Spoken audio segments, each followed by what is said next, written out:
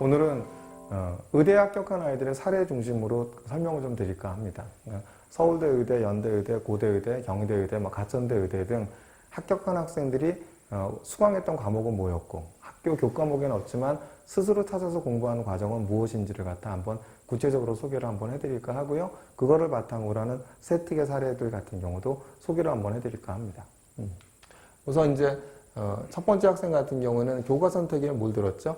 확통, 기화 벡터, 미적분 원투, 수학 연습투, 심화 미적분학, 물리원, 화학원, 생명과학 원투를 들었고요. 그 다음에 고급 생명과학, 심화 영어 독해, 고급 영어 토론. 그래서 고급 생명과학과 고급 영어 토론을 들은 거, 그 다음에 심화 미적분학을 들은 것이 좀 눈에 띄죠. 그 다음에 이제 교육과정이 없지만 스스로 교내활동과 연계하여 독서와 무크 강의를 통해 학습한 내용을 보면 고급 생명과학 수강을 했죠. 강의 수강 후 영문 논문을 참고하여 항산화와 독성 생성 억제 관련해 심화 탐구를 했고요.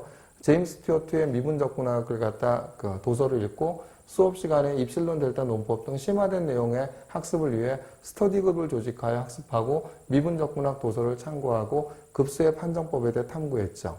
그 다음에 코스웨어의 편미분 방정식을 수강했습니다. 전염병 확산을 수학적으로 예측하는 방법을 탐구하던 중 실제 현상을 모델링할 수 있는 연속 모형으로서 편미분 방정식형에 대해 학습하기 위해 코스웨어의 편미분 방정식을 수강하여 SIR, SEIR 모형에 대한 미분 방정식을 푼 내용이 있었고요. 코세라를 수강한 내용도 학생부에 있었습니다. 그래서 바이러스 역전사 기전에 관심을 갖고 바이러스 공부를 위해 논문과 코세라의 에볼라 바이러스 디지즈를 수강 후 바이러스 감염 경로와 원리를 수업 시간에 발표했죠. 이런 부분들은 저희가 이제 교과 선택에 대한 부분들 저희가 조언을 줬지만 이렇게 이제 교육 과정이 없지만 스스로 교내 활동과 연계해 독서와 문구 강의를 통해 학습한 내용들 같은 경우는 학생과 상의해서 저희가 다 추천을 해주고 그 다음에 지도한 내용입니다. 또 다른 학생들을 보겠습니다. 또 다른 학생들의 사례를 보면 이 학생도 뭐죠? 심화 과목에 응용 수학이 있었고요. 그 다음에 고급 생명과학이 있었고 화학과제 연구가 있죠. 또 교육 과정이 없지만 스스로 교내 활동과 연계하여 독서와 문구 강의를 통해 학습한 내용을 보면 저희가 이제 또 지도한 사례를 갖다 보시면 이런 겁니다.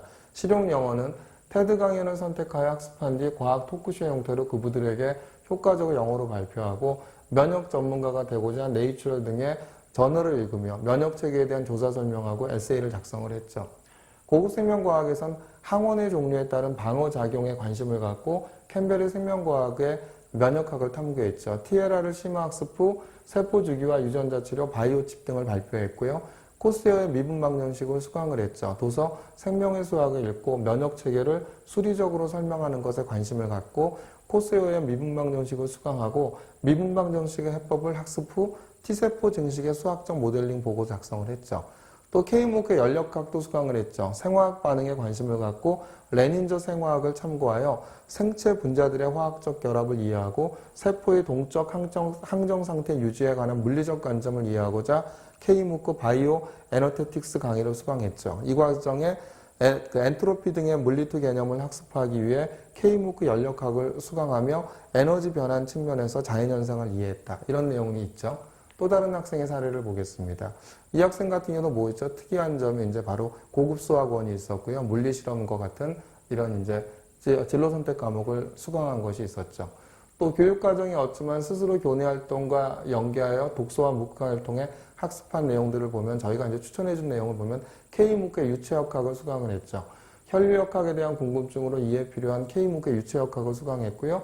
나비에스토크스 방정식 이용하여 점탄성이 없는 유체 운동을 탐구를 했죠. 그 다음에 K무크에서 뭘 들었죠? 생리학을 수강했죠.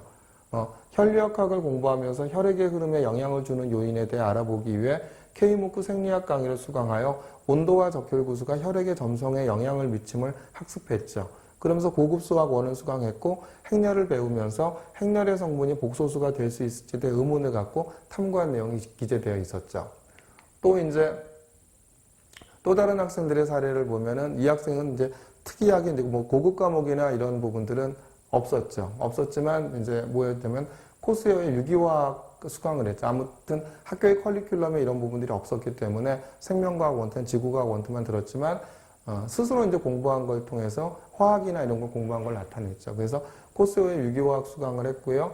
이성일체의 궁금증으로 스미스의 유기화학과 코스웨어의 유기화학 수강 후 위대하고 위험한 양 이야기를 읽고 약물의 양리작용에 대해 보고서 작성을 했죠.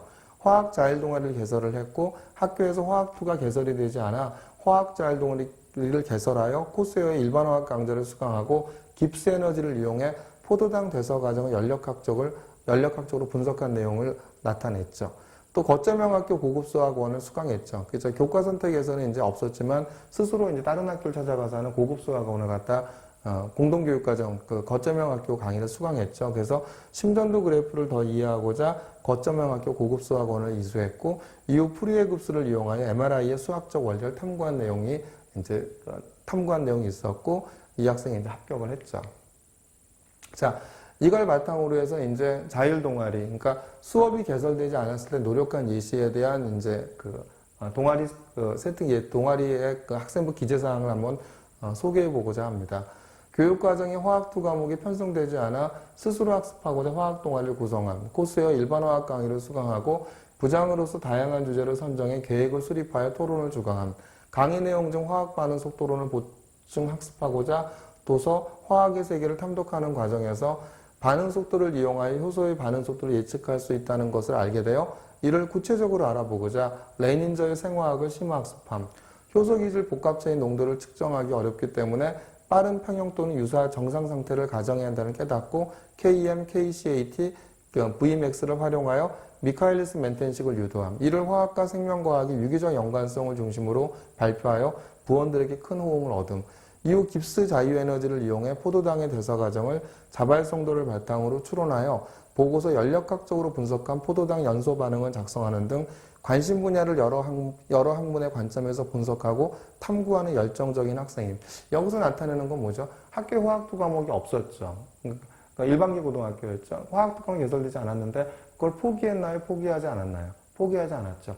내가 스스로 찾아서 학습하고자 하는 강의를 나타냈죠. 그래서 스스로 자율 동아리를 개설해서 만들었고 거기서 뭘 했죠? 더 화학2뿐만 아니라 화학2와 연계된 유기화학까지 공부하면서 그다음에 생화학까지 공부하면서 일반화학과 이제 생화학을 공부하면서 내가 깊게 공부했던 내용들을 나타낸 거죠. 자, 또 영어를 보시겠습니다. 진로와 관련한 영어적 능력을 나타내는 예시입니다. 세포의 노화를 설명한 영어 지문을 읽은 후 한 개체 내에서도 세포마다 노화의 속도가 다르다는 사실을 알게 됨. 이에 호기심을 갖고 디스커버리에서 세포 노화와 관련된 영문 자료를 찾아 읽고 세포 노화 방지를 위한 줄기세포 활용에 대해 알게 됨.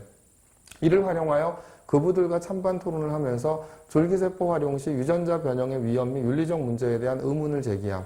토론 내용을 바탕으로 영어 보고서를 작성하면서 줄기세포의 유용성 및 문제점에 대한 균형 잡힌 시각을 보여줌.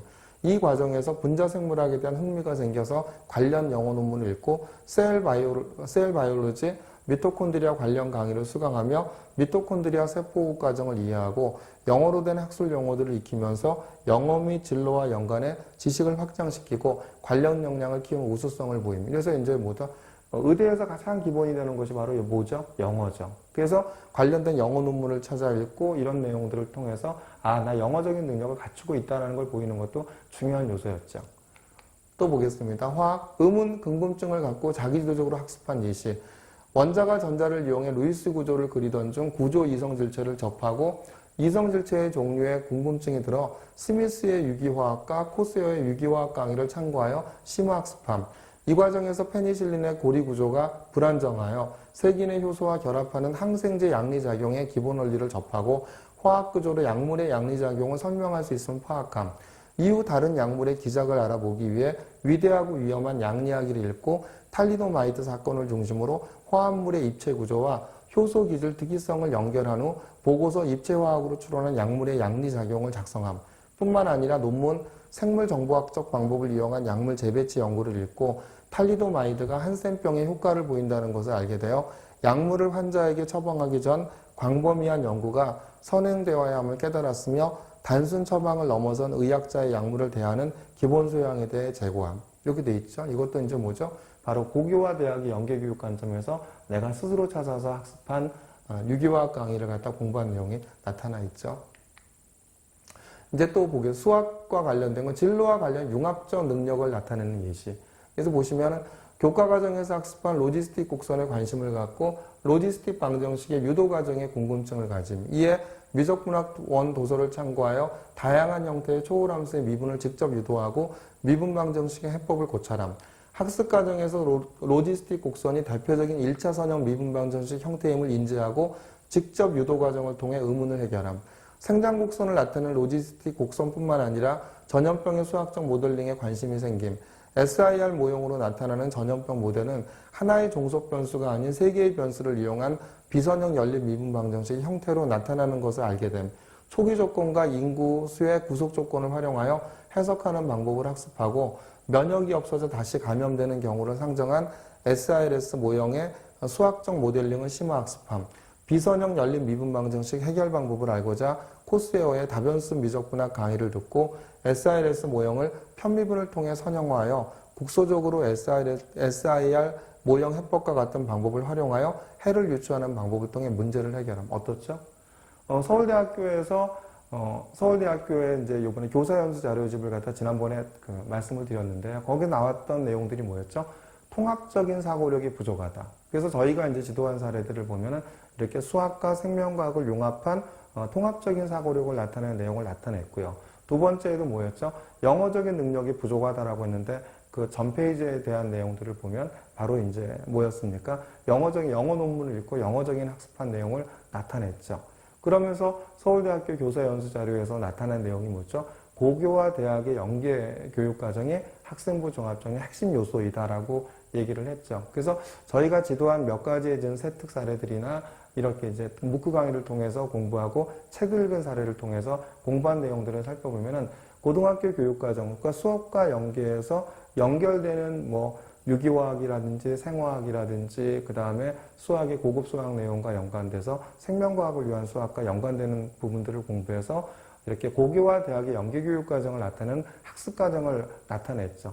바로 이런 학생들이 이제 내신을 갖다 다 극복하고 의대를 합격하는 좋은 결과가 있지 않았나 생각이 듭니다.